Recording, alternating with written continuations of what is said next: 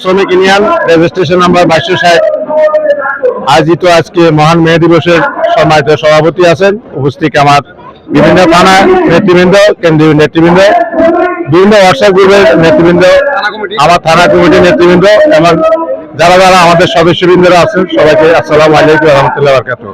আজকে আপনারা জানেন আন্তর্জাতিক মহান মে দিবস উদযাপন উপলক্ষে চট্টগ্রাম হালকা মোটরযান চালক শ্রমিক ইউনিয়নের আজকে র্যালি আয়োজন করা হয়েছে।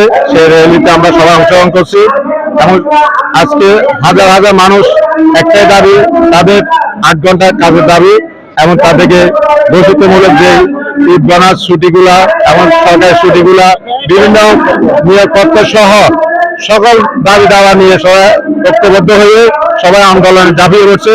ইনশাল্লাহ আগামীতে আমরা এই আন্দোলন বরাবর রাখবো যতদিন পর্যন্ত আমাদের দাবি দাওয়া বাস্তবায়ন না হবে, ততদিন পর্যন্ত এই শ্রমিকেরা রাস্তাতে এমনকি রাজপথে থাকবে, তারা ফিরে যাবে না।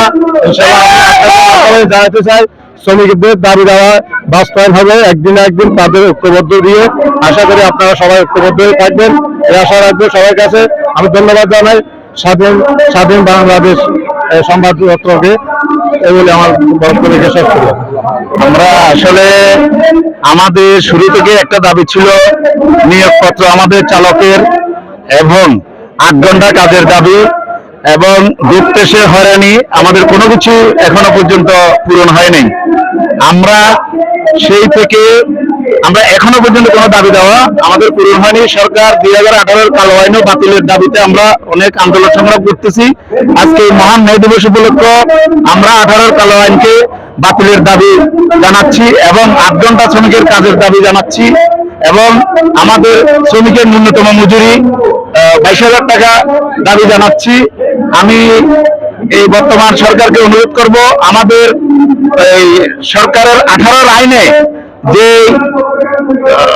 মামলা শুরু হয়ে গেছে ওইটা ডিজিটাল মামলা হচ্ছে, কিন্তু আমাদের নিয়োগপত্রটা এখনো দেয়নি, মালিকরা আমাদের নিয়োগপত্র দিচ্ছে না। এই দাবিতে আমরা প্রতিনিয়তই সরকারের কাছে, জেলা প্রশাসকের কাছে, মাননীয় পুলিশ কমিশনারের কাছে, বিএসটির কাছে আবেদন জানাচ্ছি আমাদের নিয়োগপত্রের দাবির জন্য এবং 8 ঘন্টা কাজের দাবির জন্য, গ্রুপ টেস্ট হরানোর জন্য এবং গাড়ি রিজার্ভেশন বন্ধ করার জন্য আমরা প্রতিনিয়ত সংগ্রাম করে যাচ্ছি। ধন্যবাদ আপনাদের স্বাধীন সংবাদের মাধ্যমে জানাচ্ছি আমাদের এই দাবিগুলো যাতে পূরণ হয়। ধন্যবাদ। আসসালামু আলাইকুম। ওয়ালাইকুম আসসালাম।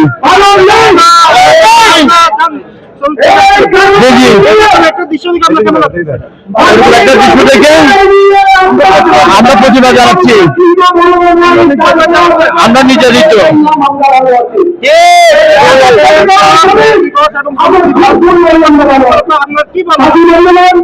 আমার বলা আছে আপনি 2018 সালে এই কালো আইন করেছিল সরকার, যে চালকদের বেলা ফাঁসি, আমরা সেটাকে সেই কারণে আমরা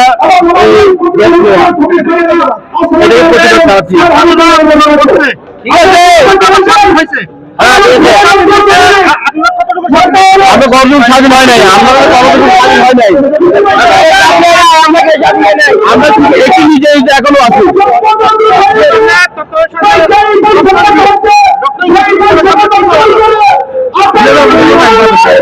আমরা 2018 যে আইনটা হয়েছিল যে চালকদের ফাঁসি, সেই আইনটা বাতিল করে কালো আইনটা বাতিল করতে হবে।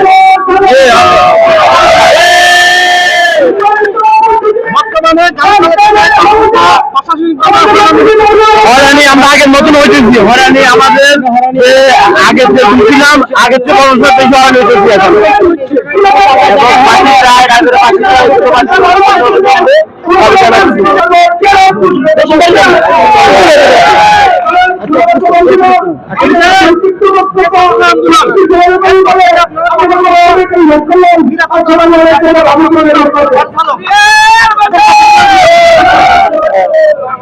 ছাত্ররা যে আন্দোলন করেছে সে আন্দোলন অবশ্যই রাজনৈতিক আন্দোলন, একটা সরকারকে পতন করা। আমাদের আন্দোলন আমাদের কোনো উপকার আসে, চালকরা পদে পদে আমরা নির্যাতিত, শ্রমিকরা আমরা পদে পদে নির্যাতিত। আমাদের যে 8 ঘন্টা শ্রমের যে দাবি, সে দাবি আমাদের আদায় হয়নি। আমাদের চাহিদা ন্যূনতম যে মজুরিটা আছে, আমাদের মোটর শ্রমিক আছি, আমাদের যে ন্যায্য দাবি আমরা সেটা পাচ্ছি না। এবং যারা আমরা ভাড়া চালিত গাড়ি আছি, অনেকে আছি আমরা রেন্টে কারের সাথে ট্রাফিক সাথে আমাদেরকে যেভাবে হয়রানিমূলক এবং মন্তব্য করে সেটা ভাষা প্রকাশ করে না। আমরা একটু প্রতিকার চাই।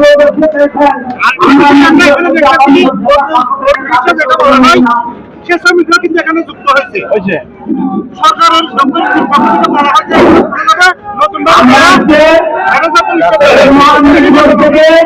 দেখেন এটা স্বাধীন বাংলাদেশ, সবারই কিছু কর্ম করে খাওয়ার অধিকার আছে।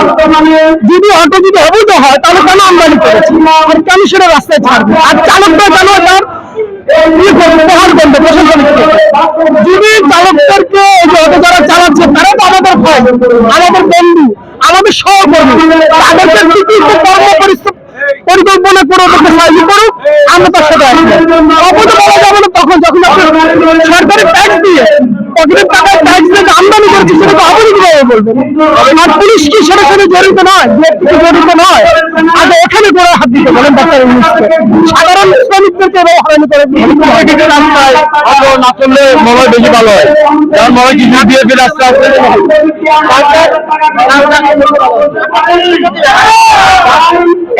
ভাই আমি একজন চালক, ব্যবসায় হালকা মোটর ব্যবসায় এবং আমি প্রতি বছরই কম বেশি আমরা রাস্তায় 65 দিনের মতো একদিন অসুস্থ হয় না। আমরা 65 দিন আমরা প্রতিবাদ সেই প্রশাসন থেকে মালিক পক্ষ থেকে আমাদের কিছু শ্রমিক সংগঠনের নেতাদের থেকে আমরা প্রতিবাদী এছাড়া কিছু নয়।